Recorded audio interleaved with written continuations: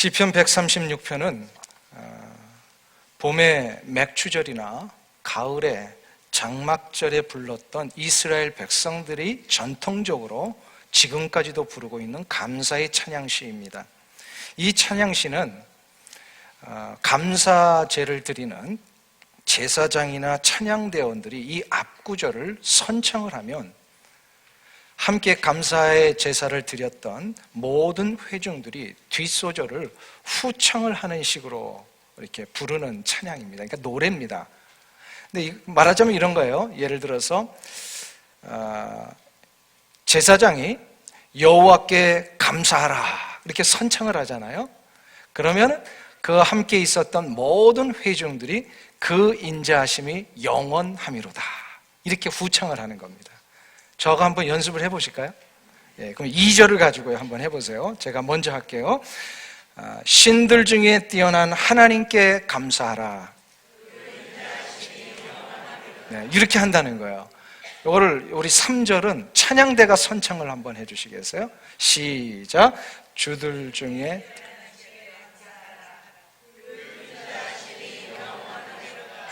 찬양대가 5분밖에 안 계세요?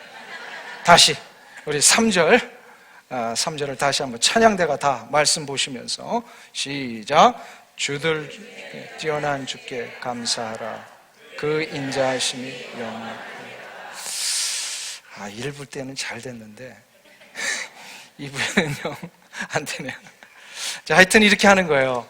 그 예배를 인도하는 그 인도자들이 먼저 선창을 하면 이제 뒤에 그 모든 후창의 후렴구들은 성도들이 같이 이렇게 했던. 그래서 이거를 시편 136편을 대할렐시다 혹은 가장 위대한 할렐루야 찬양의 시다 이렇게 부르게 된 것입니다. 아마 어린 시절부터 주일학교를 다니신 분들은 분명히 경험이 있으실 겁니다. 이 추수감사절만 되면 유년주일학교 학생들이 같이 모여가지고요, 우리 성도님들 앞에서 이제 특별 순서도 갔잖아요. 그때 꼭 암송하는 시간이 있었습니다.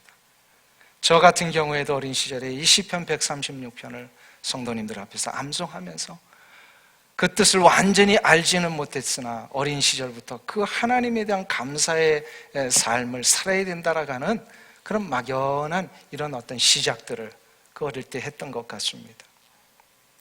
지금도 이스라엘 백성들은 봄의 맥추절이나 가을의 장막절, 이 감사제를 맞이할 때마다 이 찬양의 시를 그대로 합니다. 오늘 우리는 이 찬양의 시를 통하여서 한번 생각해 봐야 할 2가지가 있습니다. 질문을 2가지 좀 해보면서 답변하는 식으로 가지려고 그래요. 그게 바로 뭐냐면, 왜 우리는 하나님 앞에 감사해야 하는가? 라고 하는 첫 번째 질문이고요. 만일에 우리가 왜 하나님 앞에 감사해야 되는지를 알았다면, 그러면 하나님 앞에 감사한다라고 하는 것은 어떻게 하는 것이냐? 이거를 2번째로 좀 생각을 해봐야 합니다. 첫 번째 질문입니다. 왜 우리는 하나님께 감사해야 할까요? 제가 답을 드리기 전에 한번 여러분들 좀 생각을 해보시면 좋겠어요. 왜 우리는 하나님 앞에 감사해야 되죠? 이 의문과 이런 질문 속에 우리가 성경이 뭐라고 말씀하시는지를 한번 들어봤으면 좋겠습니다. 오늘 본문에는요, 왜 우리가 하나님을 감사해야 되는가에 대한 이유를 2가지로 가르쳐주고 있습니다. 첫 번째 이유입니다. 바로 하나님께서는 창조주이시기 때문이다라는 겁니다. 한번 따라했습니다. 하나님은 우리의 창조주이시다. 1절부터 4절까지는 이 감사제의 찬양 가운데 서론과 같은 것입니다. 마치 우리가 하나님을 찬양하면서 또 이 공적인 기도와 개인의 기도를 올릴 때, 오늘 장로님께서도 그렇게 해주셨습니다만, 기도를 할 때 우리 먼저 막 간구부터 합니까? 그러지 않죠. 찬양을 할 때 막 맨날 뭐 달라고만 합니까? 그러지 않죠.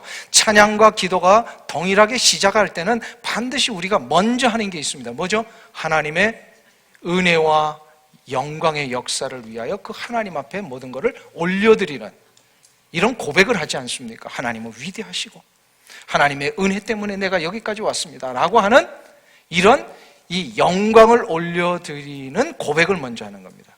마찬가지로 1절과 4절은 그런 고백을 하는 거예요. 하나님은 위대하시고 선하시고 모든 신들 가운데 뛰어나신 하나님이시다.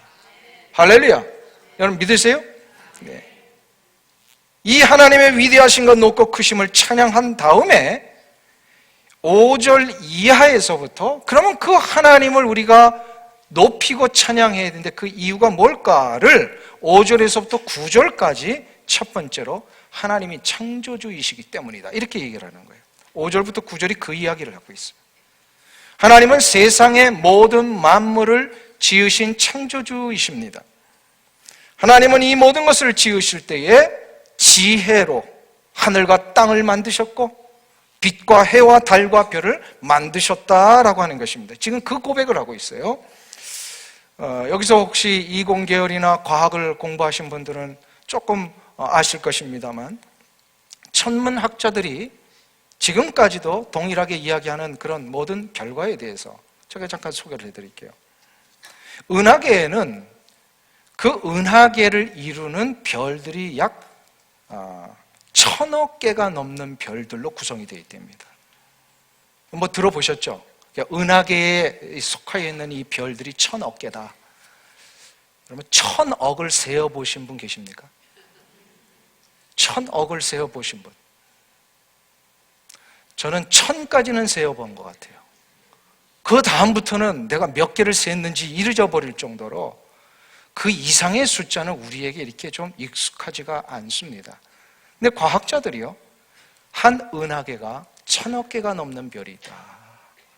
그런데 그런 은하계가 지금 파악된 것만으로 과학적인 계산에 의하면 바로 1000만 개가 넘는 은하계가 있다라고 얘기를 합니다. 그런데 더 놀라운 사실은 아직도 우주의 공간의 끝이 어디인지를 가늠하지 못한다는 사실입니다. 인간으로서는 그 끝을 가늠조차 할 수 없는 이 우주와 지구의 삼라 만상들을, 그런데 하나님은 어떻게 하셨다고요? 지혜로, 그것도 단번에 지으셨다라는 이 사실입니다. 그리고 그 놀라운 일들은 그 지으신 것으로 끝나지 아니하고 그 모든 것을 완벽하게 지금도 운행하고 계시다라는 사실입니다. 시편 147편 1절에서 시인은 그래서 이렇게 얘기를 합니다. 그가 별들의 수요를 쓰시고 그것들을 다 이름대로 부르시는도다. 별들을 한 번에 다 파악하셔서 그 모든 별들을 이름대로 부르시는 하나님, 이 하나님의 놀랍고도 크신 이 창조의 능력, 스티픈 호킹이라고 하는 그 유명한 천체 물리학자가 있죠. 얼마 전에 돌아가셨는데 그분이 시간의 역사라고 하는 책에서 이런 얘기를 합니다. 만약에 빅뱅 이후에 우주의 팽창률이 10분의 1의 17승만큼만 더디게 이루어졌다면 오늘의 우주가 되기 전에 우주는 괴멸했을 것이다. 또 반대로 10분의 1의 16승만큼만 빨리 팽창이 되었더라도 오늘과 같은 별이나 행성들을 형성하기에는 너무 빠르게 팽창해 버렸을 것이다 라고 이야기를 했습니다. 이거는 간접적으로 뭘 이야기를 하는 걸까요? 뭘 인정한 걸까요? 한치의 오차도 없이 이 광대한 우주와 지구의 삼라 만상이 무엇인가의 힘에 의하여서 질서 있게 운행되고 있다는 겁니다. 어떤 힘에 의해서 이 모든 것이 질서 있게 운행되고 있다라고 하는 이 현상을 스티픈 호킹은 설명을 했습니다. 그런데 그 현상의 원인에 대하여서는 아직도 정확하게 얘기를 하지 않고 있습니다. 물론 이제 돌아가셨으니까. 근데 우리는 알고 있습니다. 그 모든 것이 정확하게 질서대로 움직이는 그 힘의 근원이 어디에 있는지를 우리는 압니다. 그 힘의 근원이 어디에 있습니까? 바로 전능하신 창조주 하나님의 손에 의해서 이루어진다는 사실입니다. 하나님의 놀라우신 섭리와 손길이 아니고서는 이 우주의 질서와 삼라만상의 운행을 설명할 길이 없습니다. 그러니 하나님의 놀라우신 손길을 생각할 때마다 우리는 어떤 거예요? 감사할 수밖에 없어요. 찬양하지 않을 수밖에 없어요. 지구가 이렇게 약간 기울어져 있는 이 각도가 조금만 90도로 아니면 조금만 더 기울어져도 어떤 일이 일어나요? 90도로 이제 모든 이 지구의 온도가요 그냥 타버릴 수 있고요. 조금만 더 기울어져 있으면 어떻게 돼요? 다 얼어붙은대잖아요. 근데 이걸 정확하게 운행하고 계시는 그 하나님의 질서. 그러니까 지금 우리가 목숨 붙이고 사는 거 이거 누구 때문이라고요? 하나님의 은혜 때문이에요. 믿으십니까? 창세기를 강의할 때 제가 말씀드린 적이 있는데요. 창세기 1장에 나오는 하나님의 모든 창조의 이 과정과 순서는 오직 한 가지를 위하여 그렇게 하신 겁니다. 모든 이 빛을 만드시고 궁창을 만드시고 바다와 땅을 만드시고 해와 달과 별을 만드시고 모든 생물을 만드신 이 순서대로의 이 모든 과정, 이게 오직 한 가지 목적 때문에 그렇게 하신 거예요. 이게 바로 뭐냐면 이 모든 우주와 지구의 운행을 인간을 위해 그렇게 하신 거예요. 인간. 근데 더 놀라운 일이 있어요.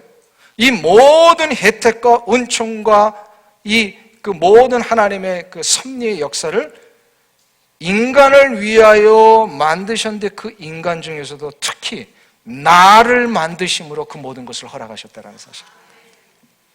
이 모든 걸 누리게 하시려고요. 나를 만드셨어요. 이 세상의 모든 것은 나에게 주신 것입니다. 믿으십니까? 나로 하여금 누리라고 주셨고요.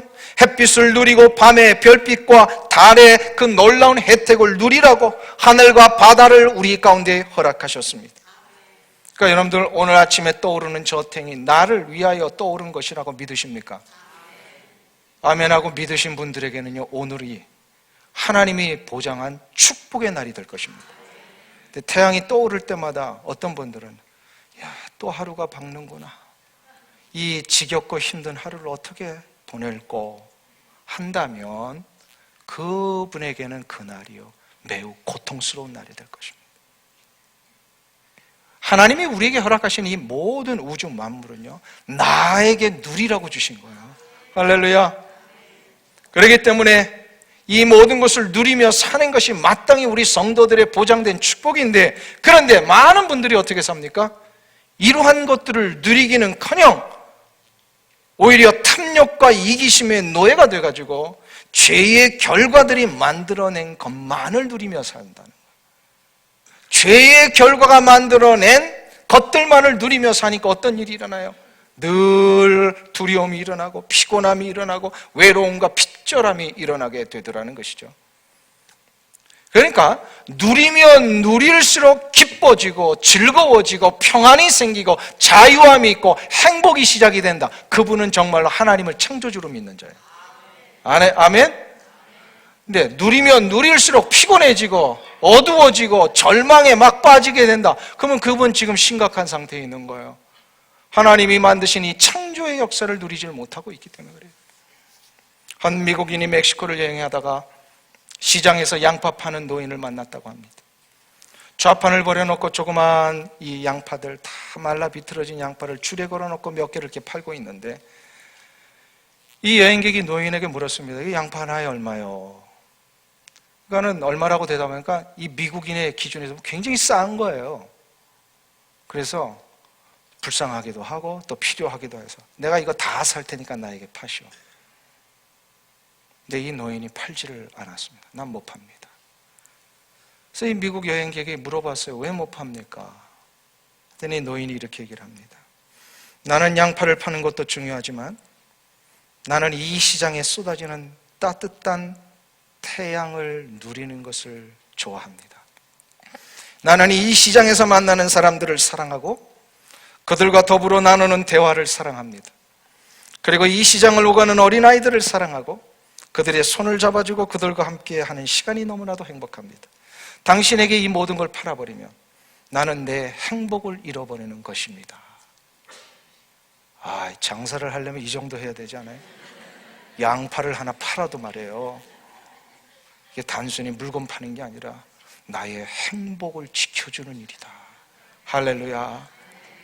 여러분의 땀 흘려 일하고 있는 이 현장이 하나님이 여러분에게 모든 행복과 기쁨과 자유함을 주시기 위해 허락한 직업임을 믿으십니까?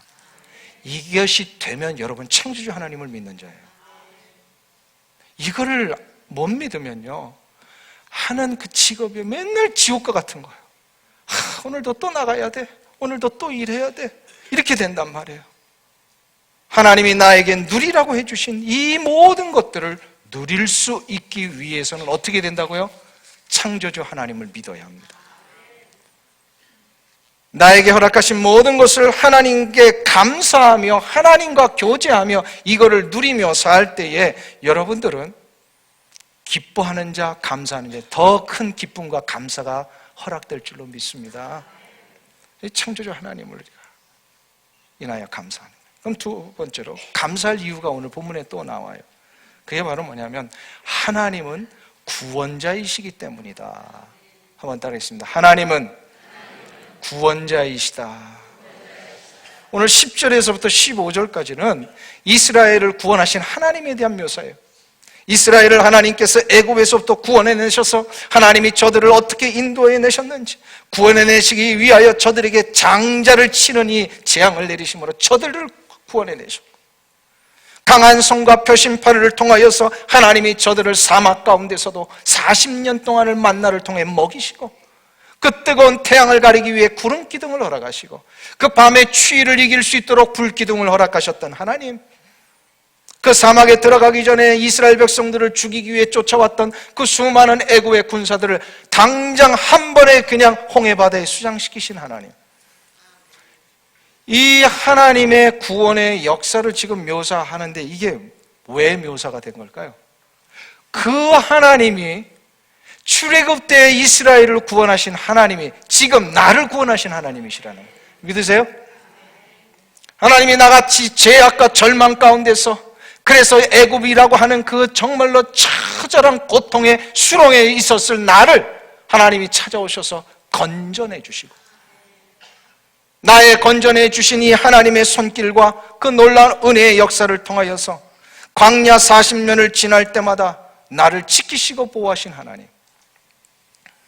그러니까 내가 구원을 받았다라고 하는 것은요, 어떤 것이냐면요, 나의 존재가 바뀐 거예요. 나의 존재의 가치와 의미가 달라진 것입니다. 전에는 절망과 탄식의 노예로 살았던 존재였다면요, 이제는 그 수렁에서 건짐을 받아가지고 어떤 존재가 되었어요? 자유할 수 있는 존재. 그래서 태양만 봐도 기쁜 존재. 할렐루야. 그냥 예배만 드려도 기쁜 우리의 삶. 만일에 우리가 이 자리에 앉아있지 않냐고 저 북한 땅에 앉아있다면 이렇게 예배를 드리며 기쁨을 누릴 수 있겠습니까? 하나님이 나를 구원하셔서 나를 이 하나님의 거룩한 자녀의 자리로 옮겨주셨다라고 하는 이 사실은 내 존재와 나의 삶의 가치가 달라졌다라는 사실이에요. 그러니까 이거 생각하면요, 기뻐요. 이거는 뭐 어떤 물질적인 조금 뭐 혜택 내가 받은 것 때문에 얻는 그런 기쁨이 아니란 말이에요. 존재의 기쁨이 달라져요. 존재하는 기쁨.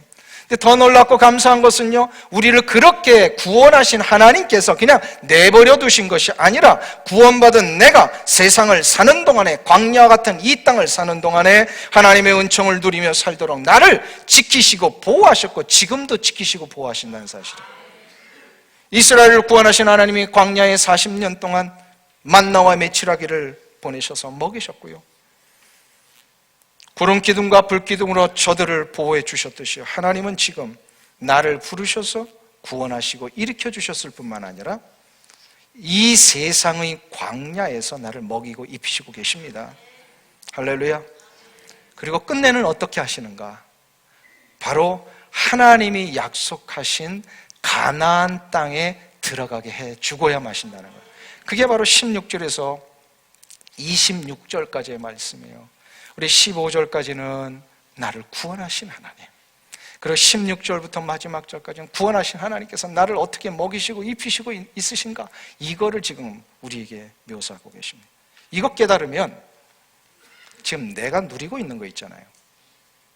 내게 주어진 거, 나에게 있는 이 모든 상황과 여건들, 이것이 얼마나 소중하고 감사한 일인지 모릅니다. 왜요? 하나님이 지금 나를 인도하고 계시는 과정 속에 허락된 일들이잖아요. 아멘? 그러니까 이거 생각하면요, 내게 주어진 게 얼마나 소중한지. 지난주에 말씀을 준비하는 가운데 며칠 전의 일입니다. 한 기독교 신문을 보는데 목사님 한 분이 거기에 칼럼을 쓰셨어요. 이 칼럼 속에 참으로 감동적인 한 분을 소개를 하셨어요. 그분의 이름이 장 도미니크 보미라고 하는 불란서 사람입니다. 장 도미니크 보미는 프랑스의 그 유명한 잡지 엘르라고 하는 잡지 아시죠? 이 엘르 잡지의 편집장이었습니다. 근데 이분이 편집장으로서 이렇게 왕성하게 자신의 일을 하던 중에 갑자기 이유를 알 수 없는 병에 걸렸는데 온몸이 굳어지는 병입니다. 근데 이게 급속도로 굳어지니까 이게 뭐 원인도 알 수 없고요.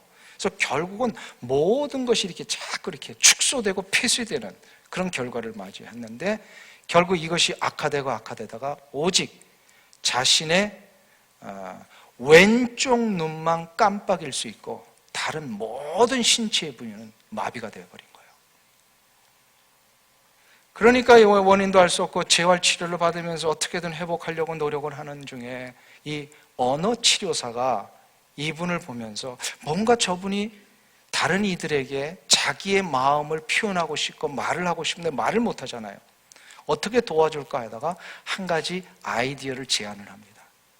그래서 그 스펠링 있잖아요. 스펠링 이렇게 쫙 나와 있는 거를 딱 벽에 붙이고 언어 치료사가 손가락으로 이렇게 하나씩 가르칠 때마다 그 병에 걸린 이 환자가 혹시 자기가 원하는 단어의 스펠링이 나오잖아요. 그러면 왼쪽 눈을 깜빡여라. 이렇게 이제 약속을 한 거예요. 그러면서 이 장 도미니크 보미가 이제 언어 치료사의 도움을 받아가지고 자기가 하고 싶은 말, 자기가 원하는 일들을 표현을 할 때에 이제 눈을 깜빡이기를 시작을 합니다. 근데 이 깜빡이면서 자기가 원하는 단어를 만들고 문장을 만들고 글을 만들고 이러면서 1년 3개월의 시간을 보냅니다. 결국 이 1년 3개월 동안에 자신의 표현했던 그 모든 일들을 언어치료사가 받아 적었어요. 이게 나중에 책으로 나옵니다. 이게 잠수부와 나비라고 하는 책으로 나오게 돼요. 잠수부라고 하는 의미는 물속에 잠수되어 갇혀있는 잠수복을 입고 있는 것과 같은 자신의 처지가 지금 이 몸이라면, 그러나 갇혀있음에도 불구하고 자신의 내면의 영혼은 나비와 같이 날고 있다라고 하는 뜻으로 잠수부와 나비라는 책을 만들었답니다. 이분이 약 130페이지에 달하는 이 책을 만들기 위해서 왼쪽 눈을 20만 번을 깜빡였대요. 20만 번. 그러면서 이런 얘기를 합니다. 나의 간절한 소원은 고이다 못해 흘러내리는 침을 삼키는 일이다. 내가 만일 내 힘으로 흘러나오는 침을 삼킬 수만 있다면 나는 이 세상에서 가장 행복한 사람이 될 것이다. 여기 침 삼키지 못하시는 분 계십니까? 그러면 여러분은 지금 굉장히 행복하신 분이 있어요. 침을 삼킬 수 있으면요, 감사할 제목이 되는 겁니다. 혹시 목이 이렇게 돌아가는 게 안 되시는 분 계세요? 만일에 여러분의 목이 이렇게 돌아갈 수 있다면 그건 감사할 제목입니다. 손을 들어서 여러분의 힘으로 밥을 드실 수 있다면 여러분도 감사할 제목입니다. 아마도 다 걸어서 이 자리에 예배하러 오신 줄로 합니다. 내 발로 걸어서 이 예배의 자리로 올 수 있다는 것, 이게 얼마나 놀라운 감사의 제목인지 모릅니다.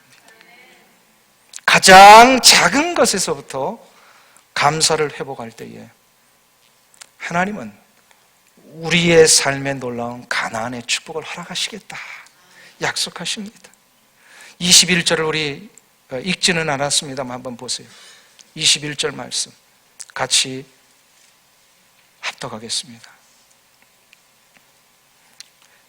같이 읽습니다.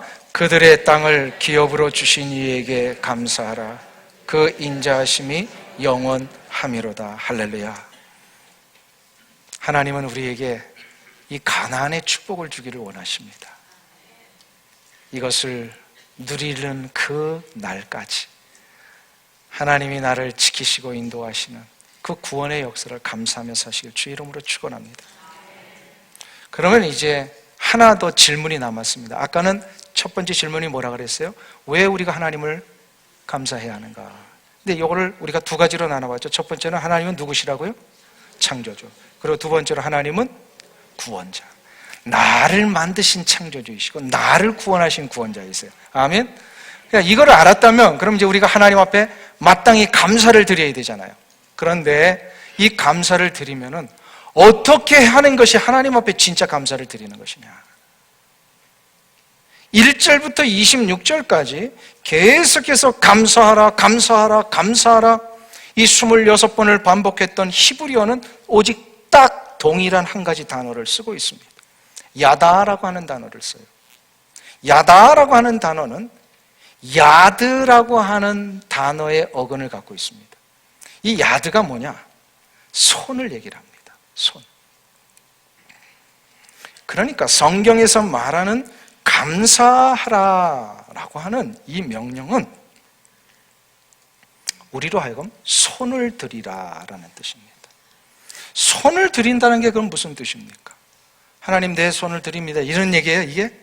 예, 문학적이고 또 문화적인 배경 속에서 우리가 이해를 해야 합니다. 손을 드린다라는 것은 관용구예요.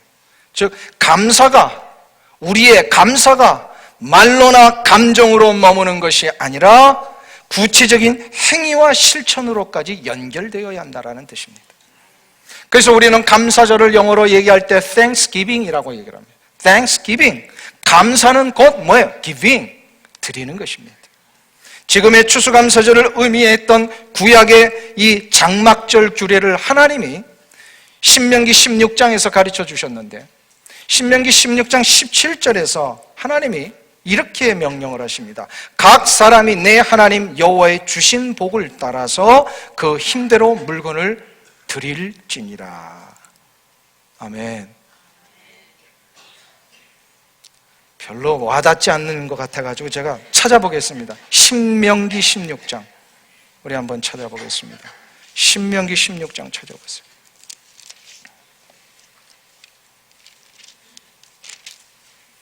(16장은요) 6월절에 대한 절기요, 또 77절에 대한 절기요, 그리고 초막절, 곧 장막절에 대한 절기를 이렇게 설명하는 본문입니다. 장막절이 뭐라 그랬어요? 감사절이라고 그랬습니다.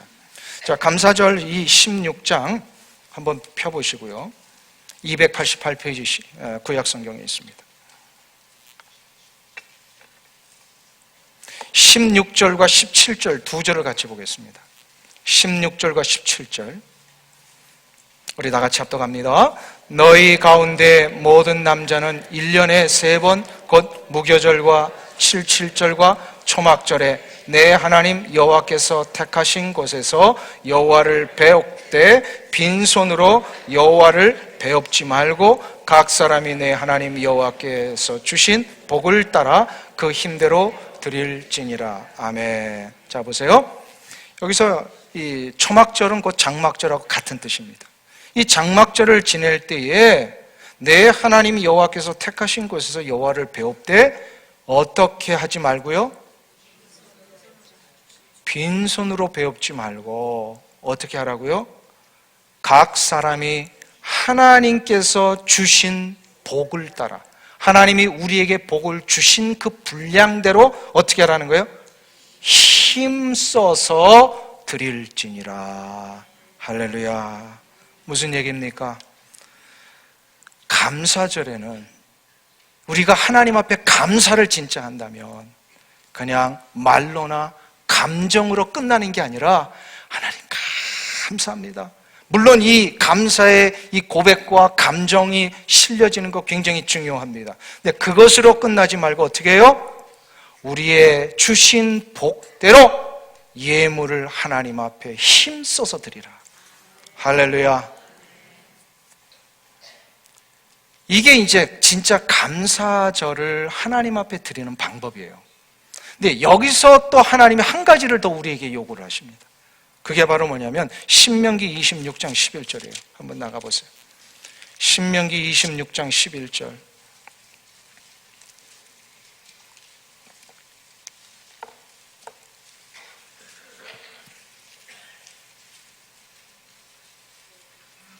이 말씀은 뭐냐면 이제 하나님이 주신 무슨 토지와 소산들을 감사하면서 하나님 앞에 가지고 나올 때 어떻게 해야 되느냐를 가르쳐 주신 거예요. 11절 같이 읽겠습니다.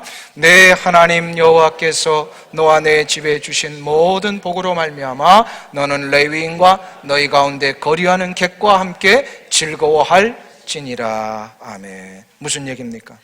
이 말씀은 하나님을 향하여 우리가 진짜 감사제를 드리며 감사절에 하나님 앞에 예배하고 예물을 드렸다면 그 감사가, 그 행위와 실천이 영적인 공동체와 우리의 이웃에게까지도 흘러가게 해야 된다는 거예요.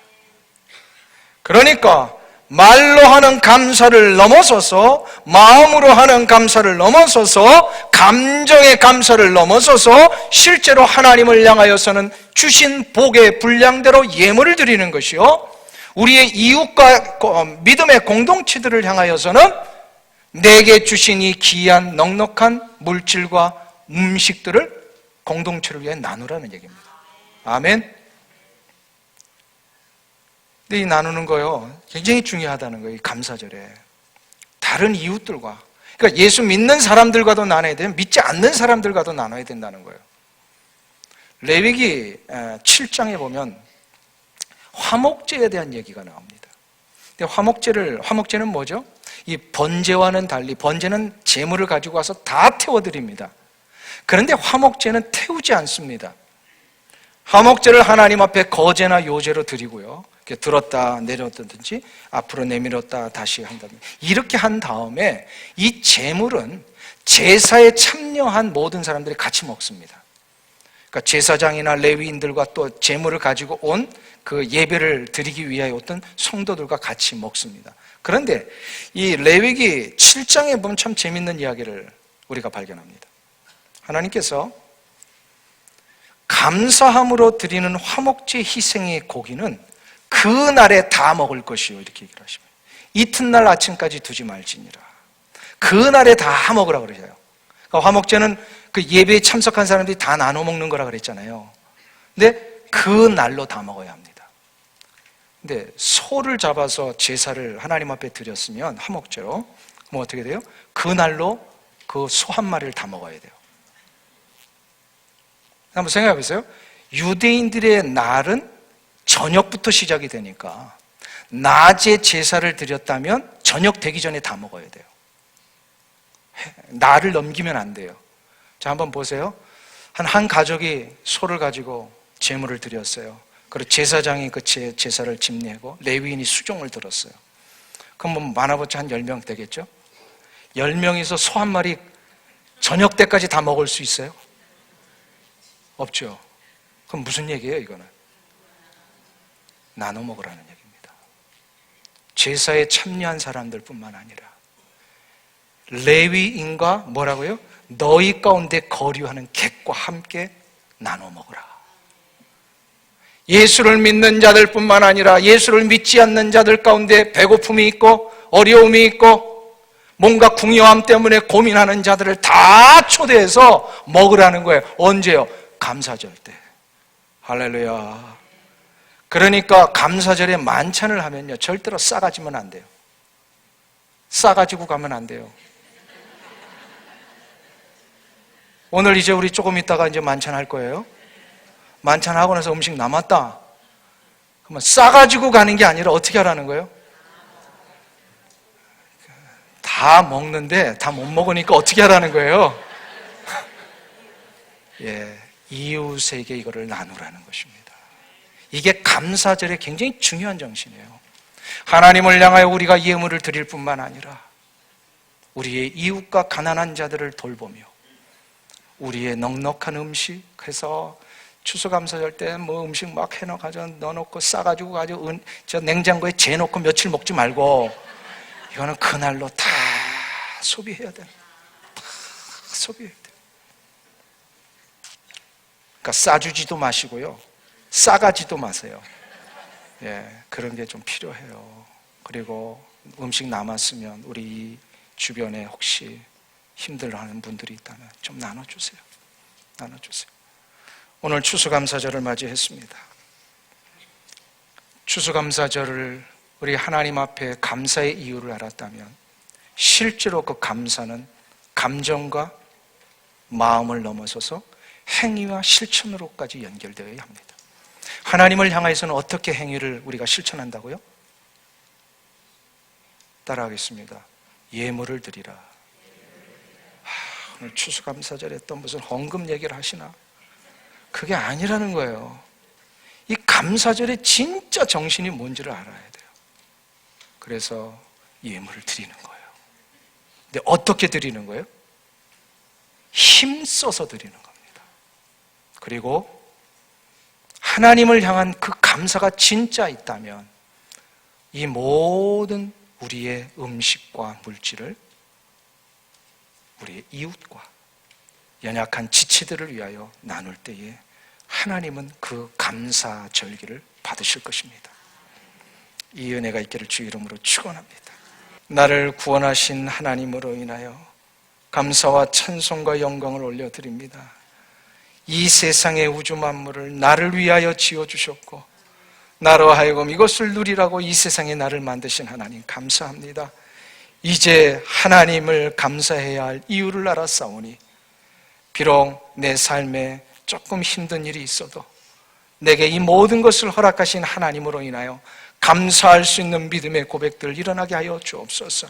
그리하여 하나님 앞에 우리가 감사할 때에 마음을 다하여 정성을 다하여 힘을 다하여 이 감사의 실천을 시작하게 도와주옵소서. 이 감사절에 특별히 우리 간증 나눔의 밤에 만찬을 통하여 음식을 나눌 때에 오 주님, 아직도 하나님을 알지 못하는 자들 이 밤에 하나님을 만날 수 있는 역사가 있게 하여 주시옵시고 우리의 나누는 음식 속에 하나님의 귀한 사랑의 역사를 모두가 체험할 수 있도록 은혜 위에 은혜를 더하여 주시옵소서.